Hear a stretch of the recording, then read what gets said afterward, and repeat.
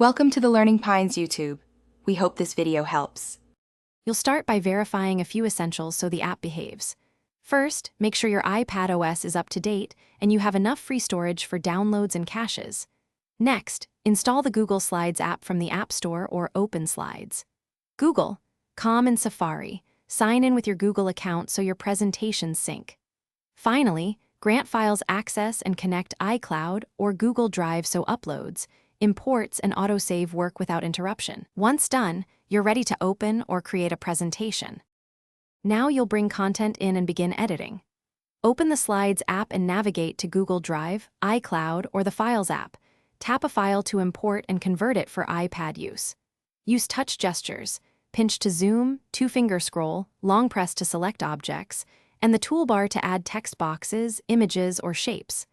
Adjust theme, slide size, fonts, and presenter notes to fit the iPad screen. Make sure to download an offline copy if you'll be presenting without Wi-Fi.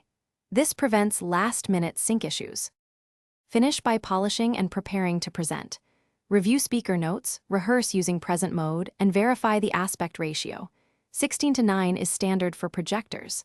Export copies as PPTX or PDF or share a view or edit link and set permissions before sending. If you encounter problems, try the key troubleshooting step. Force quit the Slides app, sign out of your Google account, then sign back in and reauthorize Drive access. Also check Wi-Fi and available storage.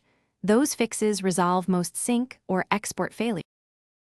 Thanks for watching. Consider subscribing if we helped you.